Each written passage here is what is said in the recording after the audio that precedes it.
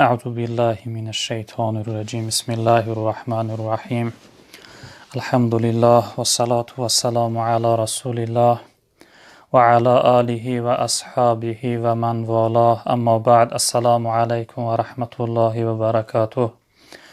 برادران عزیز، دوستان گرامی قدر، شکر الله خوب و مهربان را که برای ما و شما نصیب گردانده است که از این لحظه های نورانی ماه شریف رمضان الحمدلله که استفاده میبریم. از این لحظه های نورانی استفاده برده از خداوند عاجزانه مسئلت دارم. بار الله پروردگارا، به حرمت این شبهای ارزشمند و به حرمت این ماه شریف، پروردگارا بار الله اسلام عزیز ما را در روی عالم غالب بگردان، دشمنهای اسلام را خار و زبون و نیست و نابود بگردان، حکم و قانون قرآن را در روی عالم حاکم بگردان.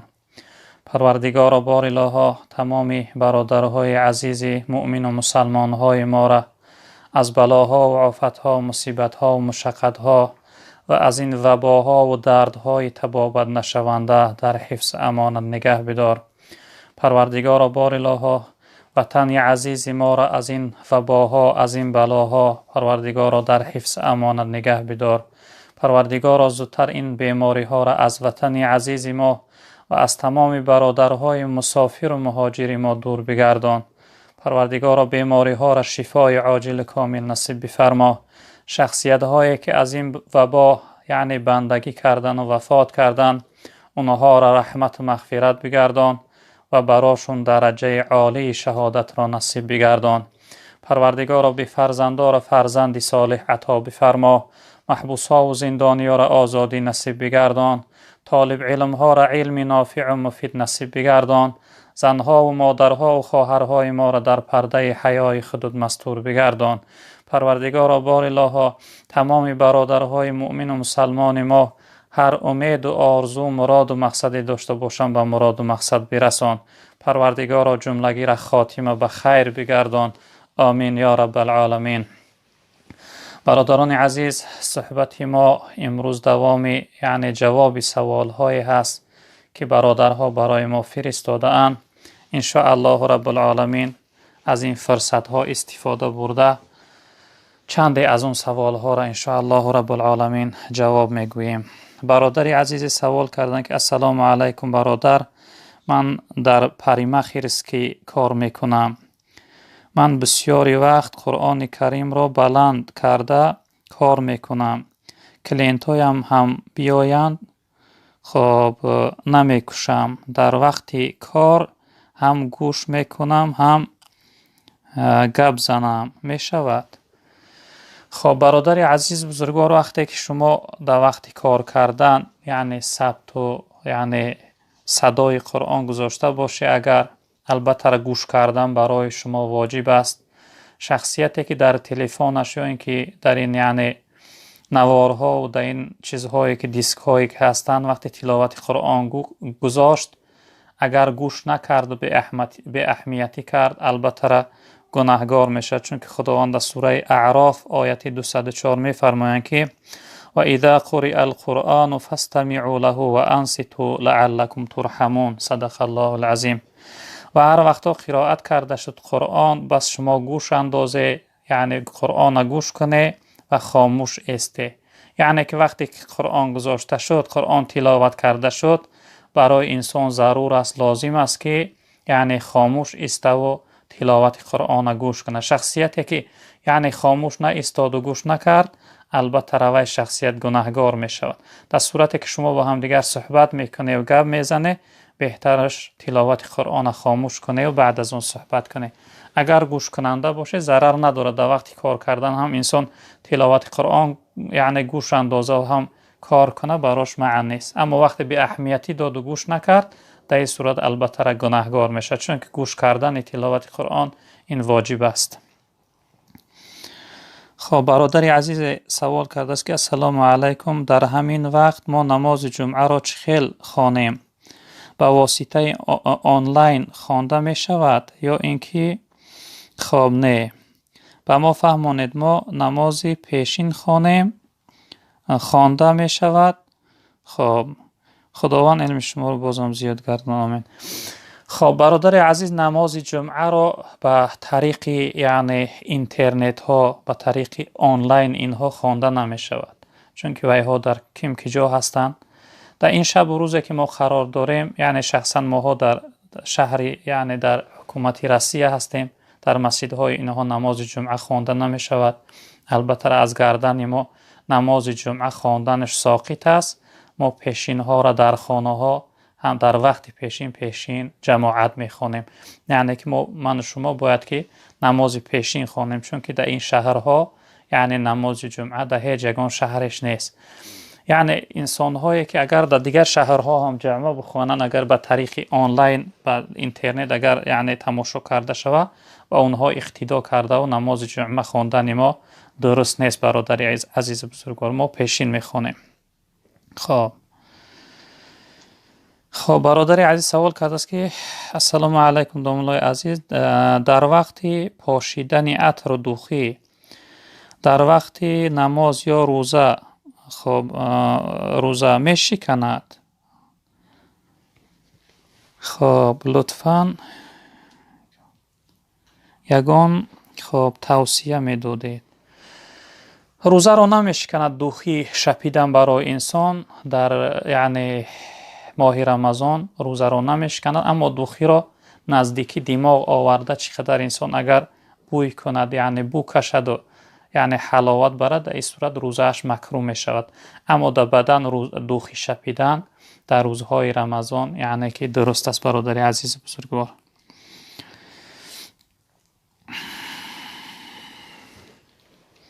برادر عزیز پرسید است که السلام علیکم، خب دوملا درباره بعد از رمضان 6 روز بعضی ها روزه میگیرند، در این باره کمی صحبت میکردید. برادر عزیز، روزه که 6 روز بعد از رمضان گرفته می شود که اون یعنی 6 روزه ماه شوال است، در این باره حدیث است از حضرت ابو ایوب انصاری رضی الله تعالی عنه که این حدیث مسلم روایت کرده است. حضرت فرمودند که من صام رمضان ثم تبعه 6 من شوال کان کصیام دهری. حضرت ابو ایوب گفتند که پیغمبر بزرگوار صلی الله علیه و سلم فرمودند که شخصی که روزه بگیره ماه یعنی رمضان را، بعد از آن 6 روز دیگر از ماه شوال در قفای ماه رمضان چسبانه، یعنی وقتی که عید کرد بعد از عید کردنش از روز دیگر 6 روز دیگر از ماه شوال روزه بگیره، ثوابش مثل همین است که گویا تمام سال روزه گرفته است. یعنی شارحای حدیث می‌فرمایند که هر یک روزی روزه ماه شوال ثوابش ثواب 2 ماه روزه گرفتن داره. کسی که اون 6 روزه را اگر روزه گیره ثوابش مثل همین است که گویا تمام سال روزه دار گذرانده است، یعنی ثواب کلان داره. بله برادر، از این در حدیث های پیغمبر صلی الله علیه و سلم آمده است. خب برادر عزیز سوال کرده است که السلام علیکم و رحمت الله و برکاته. دوملا جان خداوند نگهبانتان باشد. یک سوال، در وقت نماز وقتی سجده کردن از خداوند دعا طلب کنی ممکن است؟ بله برادر عزیز، این فقط در نمازهای نفل هست، در نمازهای فرض واجب نه برادر عزیز. در نمازهای نفل و خصوصا در شب با این یعنی دعای در سجده را خصوصا در مذهب ما، مذهب حضرت امام اعظم مذهب حنفی، در نمازهای نفل گرفته است که انسان در نماز نفل در شبها میتواند که بعد از اینکه 3 بار سبحان ربی الاعلا گفت یعنی تسبیح های سجده را گفت، بعد از آن یعنی که دعا کنند. این حدیث یعنی از حضرت ابو هریره رضی الله تعالی عنه روایت شده است، حدیث مسلم است. پیغمبر بزرگوار صلی الله علیه و سلم فرمودند که اقرب ما یکون العبد من ربه و هو ساجد فاکثر الدعاء. گفتن قریب ترین حالتی که بنده به پروردگار نزدیک قریب است اون در حالتی سجده کردن است، بس شما دعای زیاد کنه. یعنی هر دعایی که این مثال دفع بلاها دعا کنه که ای پروردگار، چی به زبان تاجیکی ختم باشه، دعا کنه که ای پروردگار این وبا و بلایی که یعنی در بالای ما مسلمان ها آمده است، در وطن عزیز ما آمده است، در بالای ما مسافرها و مهاجرها آمده است. خداوند این وباها را از بالای ما دور بگردان. دعا کنید که خداوند رنج و مشقت از حیات ما دور بگردان، مشکلی های ما را دور بگردان. انسان های فرزند ندارند، دعا کنند که خداوند اونها را فرزند صالح خوب نصیبشون بگردان. انسان های قرضیدار دعا کنند که خداوند از قرضیداری نجاتشون دیه. انسان هایی که در محبس هستند، در زندان هستند، دعا کنند که خداوند آزادی دنیا و آخرت نصیبشون گردونه. یعنی هر حاجتی دارن در حالت سجده کردن البته دعا کردن در نمازهای نفل درست است. در نمازهای فرض و واجب یعنی فقهای ما معن داشتن نهی کردن که یعنی دعا نکنیم.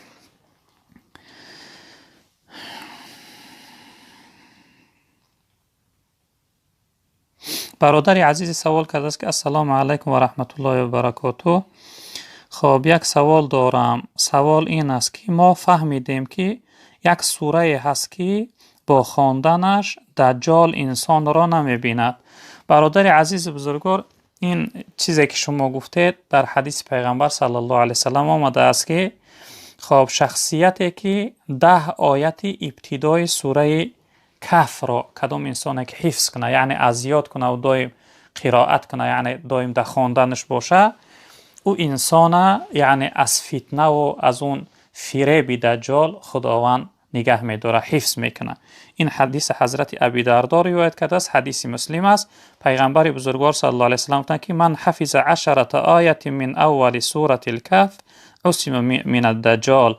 گفتن هر شخصیتی که حفظ کنه 10 آیت از اول سوره کهف را، او شخصیت امین میماند از دجال، یعنی از فتنه و ضرر و زیان دجال و انسان یعنی امین میماند. سوره کهف یعنی 10 آیت اول پیغمبر بزرگوار صلی الله علیه و سلم.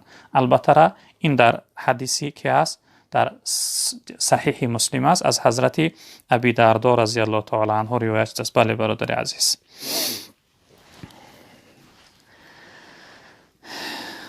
برادر عزیز سوال کرده است که السلام علیکم داملای محترم، من یک سوال دارم.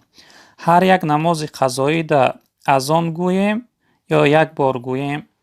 برادر عزیز، در نمازهای قضایی اگر انسان میتواند که در هر یک نماز اذان و قامت گفته یعنی نمازش ادا کنه، چون که اذان و قامت چون ذکر هستند ثواب دارن با گفتنشون، ولی با انسان میتواند که یک اذان گویه، یک بار اذان گویه، بعد از آن در دیگرهاش قامت کرده و یعنی نمازهاش به ترتیب، یعنی مثلا از بامداد سر کرده اذان گفت، قامت کنه ابتدا نماز بامداد خونه، بعد از اون با قامت کنه قضای پیشین خونه، قضای یعنی چی عصر خونه، قضای شام، یعنی برای نمازهای قضایی هستیم.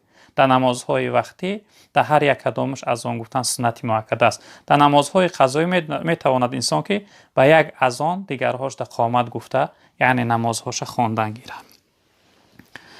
خب برادری عزیز سوال کرده که السلام علیکم داملای مهربان، به خاطر الله دوستت می‌دارم.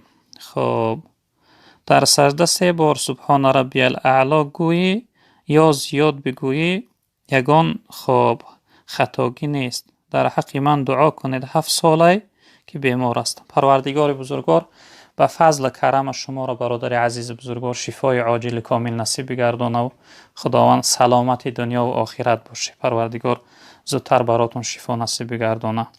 اکنون برادر عزیز ما هم شما را به خاطر الله دوست می‌داریم. خب این سوالی که شما گفته که آیا در سجده 3 بار سبحان ربی الاعلی گویی یا زیاد هم گویی ضرر نداره؟ بله برادر عزیز، 3 بار گفتن سبحان ربی الاعلی این کمترینش است، کمترین یعنی تسبیح های سجده است. انسان میتواند 5 بار گویه، 7 بار گویه، 9 بار گویه، 11 بار گویه، فقط تاق گفتن یعنی بهتر است. میتواند انسان که در حالتی که تنها باشه، حالت یعنی نماز جماعت باشه و قومهاش انسان‌های کلانسال و کم قوت باشن که زیاد در سجده ایستاده نتوانند، به خاطر که ملال قوم نشوه با اون خاطر زیادی بد گفتن یعنی فقها معن داشتن در جماعت. اما در حالتی که انسان تنها هست چقدر زیاد گوید میتواند برادر عزیز، میتواند که زیاد گوید، فقط تاق گوید، یعنی 5 بار گوید، 7 بار گوید، 9 بار گوید، 11 بار گوید، چند زیاد میگوید گفتن گیره براش ضرر نداره. السلام علیکم و رحمت الله و برکاته داملای محترم، التماس به سوال من جواب دهید. خب من در غریبیم. خب از سبب شبانه در کار بودن نماز تراویح را یک خوانده می توانم، یک روز نه. آیا این نماز خوانده من قبول است یا؟ خب نه، التماس هر چیز زودتر جواب گردانید، خواهش میکنم. خب برادری عزیز، اکن قبول هست نیست، قبول شدن عمل ای از جانب خداوند است، اما شما حرکت نکنه از خداوند امید قبول داشته باشه، از خداوند امید کنه که پروردگار ان شاء الله رب العالمین که عبادت های پر از کمبودی ما را به درگاه بی نیازش قبول میکنه. و سوال شما این که گاه میخونه گاه نه، البته اگر به عذر انسان قیام لیل رمضان ترک کنه و عاصی میشه. وقتی شما گفته که ما در کار هستیم، شاید کارتون برای شما عذر شوه و یعنی اون درجه گناهگاری و عاصیگی در شما نرسه. به حد امکان شما حرکت کنید برادر عزیز که از این شبهای نورانی ماه شریف رمضان استفاده ببرید. چقدر که میتونه تا حد امکان حرکت کنید که نمازهای تراویح را یعنی بخونه. برادر عزیز سوال کرده است که السلام علیکم. خب آدمی که دو خانه دارد، یک تاش اجاره میدهد، خب میدهد، زکاتش چخیل میدهد؟ از حساب پول اجاره میدهد یا از حساب پولی که خانه را خریده است؟ مقصد خانه را خریدن برای زیست بود، خب لیکن خب موقتی اجاره میدهد. اکنون برادران عزیز، انسان هایی که دو خانه دارن، اینجا اگر مقصدشون برای زندگی کردن باشه، یعنی دویم خانه شونده یعنی زکات نیست، یا اینکه مقصدشون اگر برای اجاره دادن هم باشه، براشون زکات واجب یعنی فرض نیست در گردنشون. چون که ما در مسائل فقه هست که و نیست زکات در آن چیزی که عمل کرده می شود. اگر مقصدشون برای پول معن کردن و پول گم نشدن باشه، یعنی سومشون در خانه معن شود و مقصد ای خانه را گرفتن برای پول نگاه داشتن و پول معن داشتن باشن، در این صورت در گردنشون زکات فرض است که زکاتش ادا کنن. اما وقتی که با مقصد به نیت اجاره خانه را گرفتن که مقصد مثلا کوارتیرانش میدهن، اجارهش میدهن، یا اینکه گرفتن که بعد آینده فرزندشو خورد از کلان شد زندگی میکنه، در این صورت در اون خانه زکات نیست. از اون پولی که اجاره میگیرن، همون پول ها اگر جمع شوند، اون پول ها اگر به زکات رسن، از اونها البته زکات میده، ولی از خانه نمیده برادر عزیز بزرگوار. خب برادر عزیز سوال کرده که سلام داملا، اگر در ماه رمضان زنت را آغوش گیری خواب کنی روزت میشکند؟ اکنون برادر عزیز اینها را فقها معن داشتن. اگر شب باشه ضرر نداره، نه که وقتی بعد از صبح تا وقتی افطار کردن، در این صورت خوب نیست که انسان همراهی زنش نزدیکی کنه، او را در آغوش بگیره یا اینکه وی بوسه کنه، چون که خوف هست برای اینکه انسان شاید که انزال شه آبش، برای اگر انسان در همین حالت ها روزش فاسد میشه، روزش میشکنه. به این خاطر خوب نیست. شبانه اجازت است، اما روزانه انسان باید که یعنی که کناره است، از زنش کمتر جدا و دور بیسته تا اینکه روزش فاسد نکنه.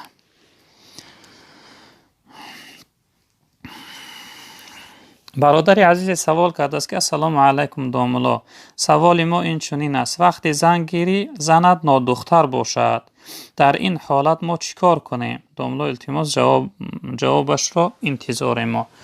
اکنون برادر عزیز، وقتی که انسان زن میگیره، زن و یعنی دختر نمیبره. منظور از دختر نبرآمدن این است که جوانهای ما فکر میکنن که هوایی که خون نبرآمد یعنی وی دختر نیست. این حالت داره. این در مسئله های فقه هم آمده است که وقتی دخترها نه تنها فقط به خواب رفتن دخترشون گم میشوند، مثلا بعضی حالت میشود که دختر یگان باری وزوین یعنی میبرداره، در این صورت هم یک پرده تنوکی هست و یعنی پرده که در بین هسته و تنوکی هست که وی میداره، یا اینکه یگان یعنی جویبار کشاتر کلانتر اگر پرید، در این حالت هم وی خود از خود نابود میشه، یا اینکه از به سبب گذشتن وقت هم او خود از خود نابود میشود. ولی اگر انسان اثبات کرده توانه، عنیق کرده توانه، یا اینکه وی دختر خودش قائل شود که یعنی پیش از گرفتن شما یعنی من دختری ما گم کرده بودم، مثلا با یگان جوان یعنی همخوابگی کرده بودم، در این حالت این اختیارش در دست خود شما هست، این مسئله شخصی شما هست. شما میتوانه که یعنی عیب او دختر پوشانه و همراهش زندگی کنه و میتوانه که جدا شوه. این اختیار در خودی مسئله شخصی شما هست. اگر شما توانه یعنی این عیب کمبودی و یا پوشانه و همراهی زندگی کنه، انشاءالله از خداوند امید است که در روز قیامت خداوند عیب کمبودی شما را میپوشونه. اما اگر شما را وجدانتون نبرداره و یعنی دیگر نتوانه که آینده همراهی این عروستون زندگی کنه، این در مسئله شخصی خودتونه. میتوانه دوام زندگی کنه، میتوانه یعنی جدا شوه. و فراموش نکنید برادر عزیز که فقط یعنی دختری گم شدن به خواب رفتن نمیشه. این رانیق بدونه که میشود حالتی که دخترها خود از خود دختریشون گم میشن. این هم در نظر گیره برادر عزیز.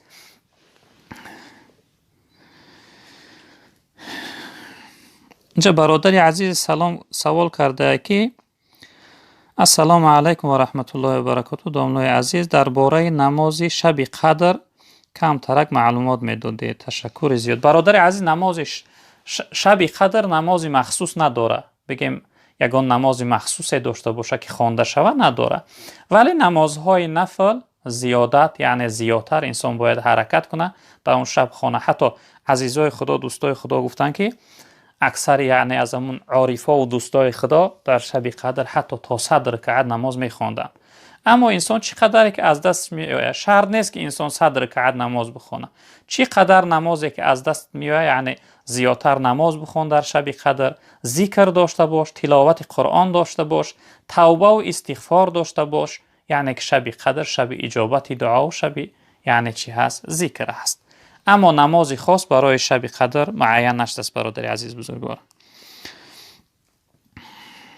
برادر عزیز سوال کرده که السلام علیکم دامنای عزیز، آیا ما فارس زبان‌ها پیش از پیغمبر صلی الله علیه وسلم وجود داشتیم؟ خب یعنی ملت ما وجود داشت. برادر عزیز بزرگوار، فارس زبان‌ها بله، این یعنی تاریخ خیلی کهنه دارن. فارس ها هم جناب پیغمبر صلی الله علیه وسلم به پادشاه فارس و به پادشاه ایران نامه فرستاده بود، اما متاسفانه اون قبول نکرد. ولی در زمان خلافت حضرت عمر رضی الله تعالی عنه به سبب یعنی مجبوری، به سبب یعنی جهاد، مردم فارس ده حضرت عمر رضی الله تعالی عنه یعنی اسلام جاری کرد. یعنی فارس ایران فتح کرد و اسلام در بین یعنی مردم فارس حضرت عمر رضی الله تعالی عنه جاری کرد، یعنی اسلام.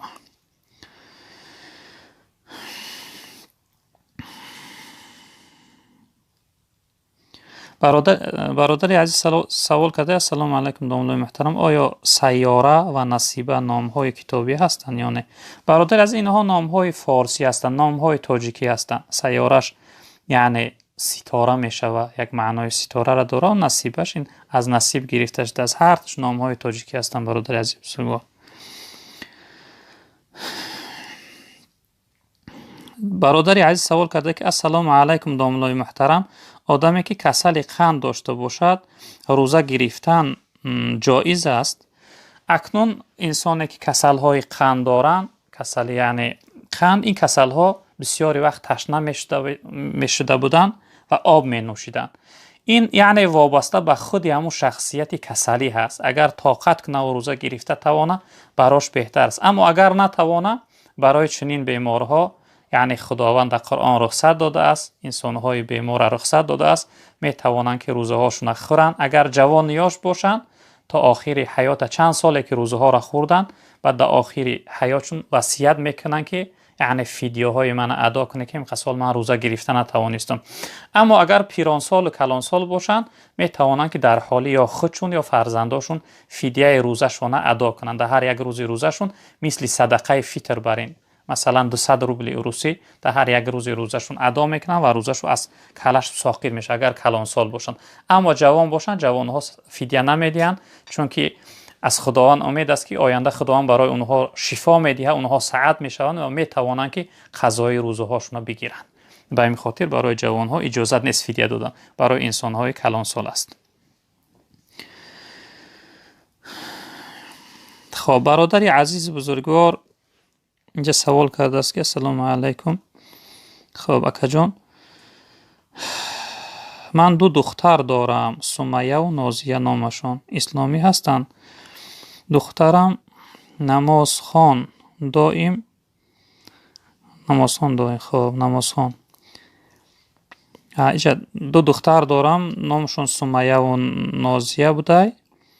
خب اینجا چه گفته که خودم نماز خوان دائم دلم سیاه است، از چی سبب؟ خب برای جوابتون هزار رحمت. اکنون دخترهاتون سمیه بهترین نام ها هست، نازیه هم نام های خوب هستند. برای سیاه بودن دلتون برادر است یا خواهر هستی، یعنی ذکر یاد خدا را زیاد کنه، توبه و استغفار کنه، کلمه استغفرالله زیاد گویه، انشاءالله که دلهای شما را روشن میگردونه، دلهای شما را آرام میگردونه. خداوند در قرآن میفرماید که الا بذکر الله تطمئن القلوب، فقط و فقط یه بدانه که با ذکر خدا، با یاد خدا دلهای شما آرام میگیره. حرکت کنی، وظیفه ذکر داشته باشه، حدی اقل روزش 100 مراتبه تا 1000 مراتبه کلمه سبحان الله، الحمدلله، لا اله الا الله، الله اکبر، یعنی این ذکرها را در زبان داشته باشه. انشاءالله دلهای شما را، جسم و بدن شما را، روح و ایمان شما را، حیات شما را انشاءالله آرام میگردونه.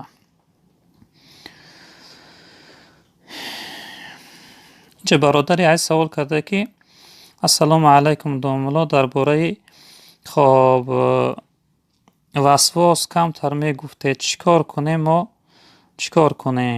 ما مخلص شما، یک گروه از دوشنبه. خدا نگهبانتون باشد. برادرای عزیز، کسل‌های وسواس که متاسفانه امروز در جامعه خیلی زیاد هستند، تبابت کسل وسواس یگانه وابسته به شخصیت خودی همون انسان کسلی هست. وسواس از جانب شیطان می شود. انسان هرچند اگر این کسل را اهمیت داد، زیادتر و انسان غم می دهد. نسبت به اون کسل به پرواگی میکنی. مثلا بعضی انسان ها را به زن طلاق میگیره، فکر میکنن که زنش وقت طلاق کردن، فکر میکنن که کلمه طلاق گفتن. شما یگانه میتوانید خود را تبابت کنید به اهمیتی، به پرواگی. وقتی همین چیز یعنی در فکرتون، در ذهنتون آمد، کلمه استغفرالله گویه، کلمه لا حول ولا قوة الا بالله العلی العظیم گویه. یا اینکه بعضی انسان ها را وسواس به زنشون می آید که فکر میکنن زن اونها بیراهه شده است، فاحشه شده است، فکر میکنن که زن اونها با کدام انسان مرابطه داره، معامله و مناسبت داره.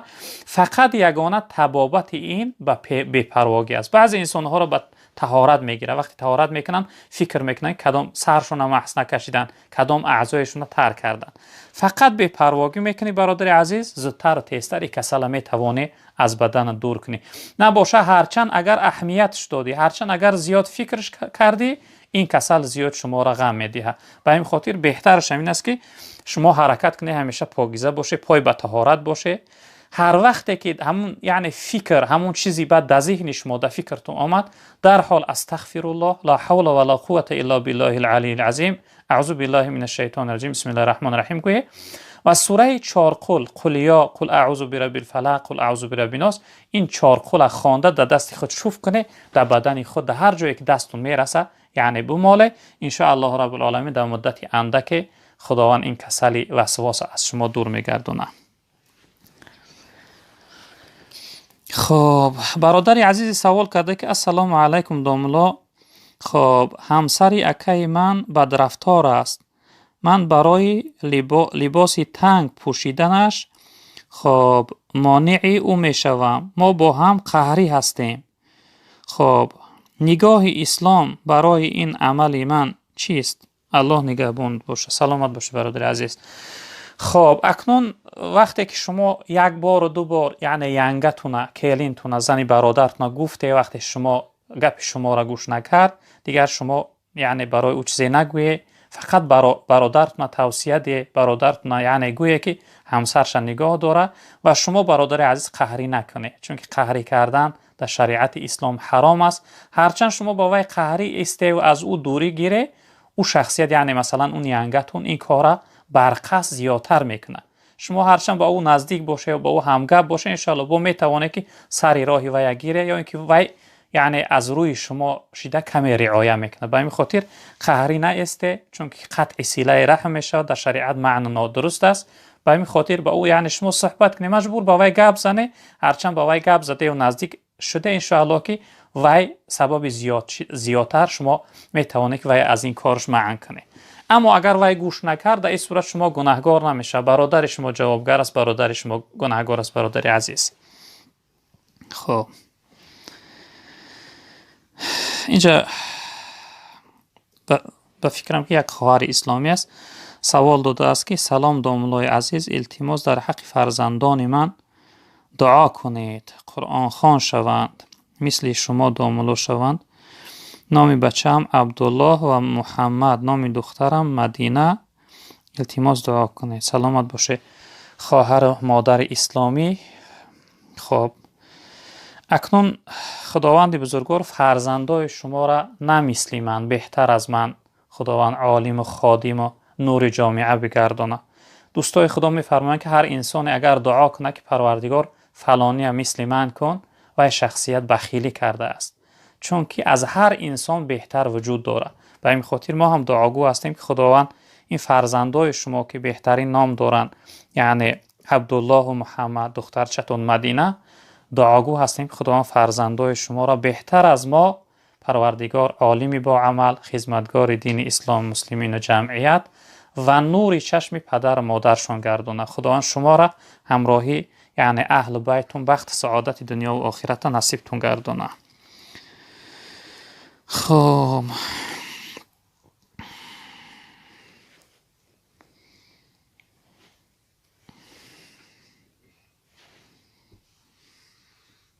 چه برادری عزیز سوال کرده است که السلام علیکم داملا، میخواستیم درباره آداب و اخلاق لباس پوشی در وقت نماز خب میگفتید با کرته به آستین یا شورتی که از زانو پایان خواندن از آداب درست است یا نیست؟ اکنون برادرای عزیز چی خوب میشه که در حالت نماز خواندن یک لباس خوبی در بدن کنه، چون که انسان در نماز در مقابل روبروی پروردگار میسته. چی خوب میشه وقتی در خانه باشه، البته در بیرون باشه، در کارخانه در جای باشه که لباس نباشه اون صورتش دیگر است. وقتی که در خانه ها هستی حرکت کنه که یعنی آستینه های بار باشه، حرکت کنه که سرهاتون بار باشه، یعنی این شورتی های کلتا نماز نخونه، تا یک لباس خوب نماز خونه، تا اینکه یعنی عبادت شما به درگاه پروردگار یعنی به درگاه به نیازش قبول باشه. بسیار التماس میکنم که نسبت به نماز به اهمیتی و به پرواگی نداشته باشه برادر، از یک لباس های خوب در حالت نماز بپوشه. خب برادر عزیز سوال کرد سلام علیکم، سوال من همین است که اگر شخص 20 دقیقه خواب رود، خب ناخواست طهارتش میشکند یا نه؟ بله برادر عزیز، اما خواب رفتن حالت داره. خوابی که مثل من بر این در بار میانش باشه و در بار یگانش تکیه زده نباشه، یعنی در بار میان اگر خوابش ببره، در این صورت در مذهب ما یعنی طهارتش نمیشکنه. اما اگر غلیده باشه یا اینکه در بار دستاش تکیه زده باشه یا اینکه در بار پشتش تکیه زده باشه، در این صورت اگر یک لحظه هم مثلا چند سکوند هم وقتی که خوابش برد، طهارتش میشکنه برادر عزیز بزرگوار. خب سحر در رمضان تخم خوردن ممکن نیست؟ جواب دهید داملای محترم.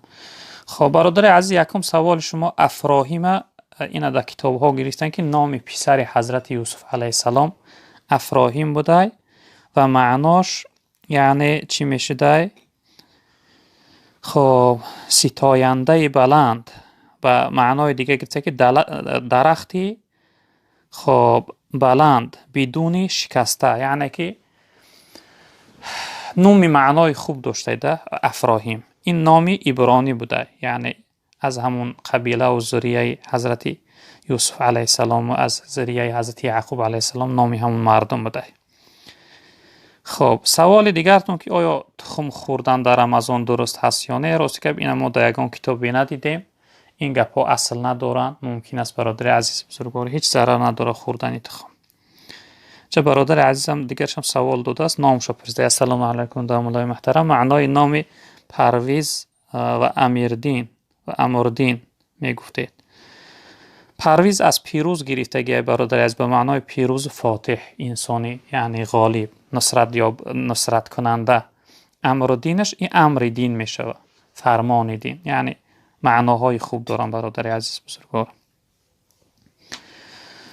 چه برادری عزیز سوال کرده که السلام علیکم داملوی عزیز، آیا در زواد عرق کار کنیم گناهگار میشویم؟ بله برادر عزیز بزرگوار، در جاهای یعنی شراب عرق براری، جاهایی که یعنی نوشاکی های مسکننده میبرارن، در اونجا کار کردن حرام است، نادرست است. چون که در حدیث ابو داود و ابن ماجه از ابن عمر رضی الله تعالی عنه روایت است که رسول اکرم صلی الله علیه و سلم گفتند که خداوند در شراب 10 گروه مردم لعنت کرده است. یعنی 10 گروه مردم لعنت کرده شده هستند.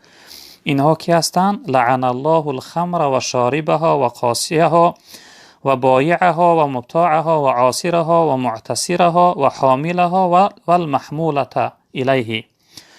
پیغمبر بزرگوار گفتند خداوند در شراب 10 گروه مردم لعنت کرده است. یکم این که خداوند هم شراب مسکننده را لعنت کرده، نوشندش هم یعنی لعنت کرده، ساقی ریزندش لعنت کرده، فروشندش لعنت کرده، انسانی که میخره و لعنت کرده، تیار کنندش لعنت کرده، شخصیتی که برای تیار میکنن و لعنت کرده، انسانی که میبره او یعنی انسانی برنده به یک شخصیت میبره و خداوند لعنت کرده، و شخصیتی که برای شراب میارن یعنی نوشاکی عرق چیزی مسکننده میارن او را خداوند لعنت کرده.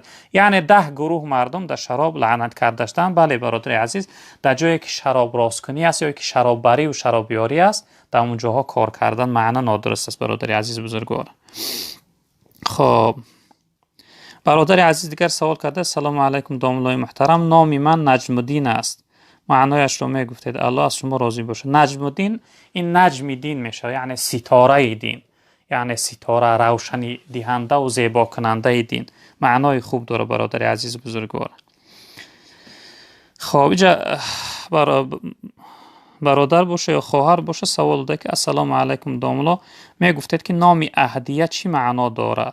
نام خوب باشد. بله برادر عزیز، اهدیه این معناش به معنای هدایت کننده میشه، بهترین هادی و راهنما، راهبرترین راهدانترین لغت ها چنین گرفته، یعنی انسانی راهنما، انسانی راهدان، انسانی که مردم هدایت میکنه، راهنمایی میکنه. معنای خوب داره. خب اینجا برادر عزیز سوال کرده که سلام علیکم داملای محترم، آیا جایز است که در سر قبر پیغمبر خب رفتیم صلی الله علیه وسلم 3 بار طلب شفاعت کنیم؟ با حدیث قرآن التماس جوابش را انتظاریم. اکنون برادر عزیز چنین حدیث چنین آیت در یگان جا آمده است که باید انسان وقتی رفت در سر قبر جناب پیغمبر 3 بار طلب شفاعت نشاید، یعنی توصیه یگان یعنی دوستای خدا یگان عالم های دین باشه. اما ای شما بدونه که طلب شفاعت کردن از پیغمبر نیست. اگر شما در سر قبر جناب پیغمبر صلی الله علیه وسلم رفتیم، آداب زیارت قبر پیغمبر همین است که اول ما سلام میدیم، السلام علیکم یا رسول الله میگوییم، سلام میدیم، بعد از اون صلوات میفرستیم یعنی به پیغمبر صلی الله علیه وسلم، بعد از اون در گوشه مسجد پیغمبر یعنی 2 رکعت نماز شکر میخونیم که خداوند ما را به زیارت جناب پیغمبر و به زیارت قبر پیغمبر صلی الله علیه وسلم شرف گردان.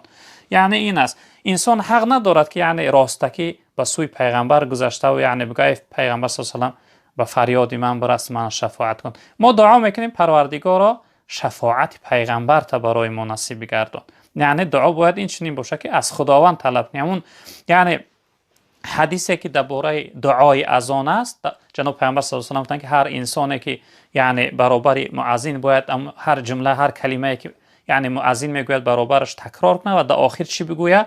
اللهم رب هذه دعوت تامه، یعنی این دعای اذان گوید، انا در آخر بعد بگه که وابعثه مقام محمودا، پروردگارا به مقام محمود پیغمبر بزرگوار ما را برسان که وعدش کرده ای. بعد پیغمبر بزرگوار صلی الله علیه و آله حلت له شفاعتی، تن یعنی حلال میگردد، نصیب میگردد برای او شخصیت شفاعتی من. ما در این صورت بعد دعا میکنیم، میگیم که ورزقنا شفاعته یوم القیامه، ای پروردگار شفاعت این پیغمبر بزرگوار را در روز قیامت برای ما نصیب گردان.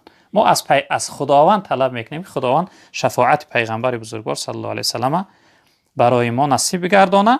و در روایت ها اومده که پیغمبر بزرگوار صلی الله علیه و سلم که ما من احد یسلم علیها الا رد الله علی روحی حتی ارود علیه السلام.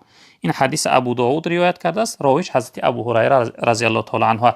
پیغمبر بزرگوار صلی الله علیه و آله که هر انسانی که وقتی که برای من سلام گفت، خداوند روحی من یعنی میگردونم میاره، جواب سلامی ویا میگردونم. یعنی که ما حق داریم که برای پیغمبر بزرگوار سلام میگیم، براش صلوات میگوییم، اما طلب شفاعت از جانب پروردگار میکنیم، نه اینکه از جانب پیغمبر صلی الله علیه و سلم. اگر در کجایی که در کدام کتابی که دیده باشی برادر عزیز، یعنی خبر کنی بهتر میشه. ما ندیدیم راست گپ چنین روایت ها. خب اینجا برادر عزیز من سوال کرده: السلام علیکم و رحمت الله و برکاته. دام الله عزیز، من به خاطر الله دوستتان می‌دارم. من مخلص شما هستم. میخواهم که معنای نامم را بفهمم. خب نام من انصاری است. میگفته چی معنا دارد؟ الله مهربان از شما راضی باشد. برادر عزیز، وقتی شما اظهار محبت کرده، ما هم در جواب شما اون چیزی را میگوییم که پیغمبر بزرگوار برای ما تعلیم داده است: لقد احبک الذی احببتنا فیه. همو اللهی که به خاطرش بنده گناهگار را دوست می‌داره، همو الله شما را دوست می‌داره.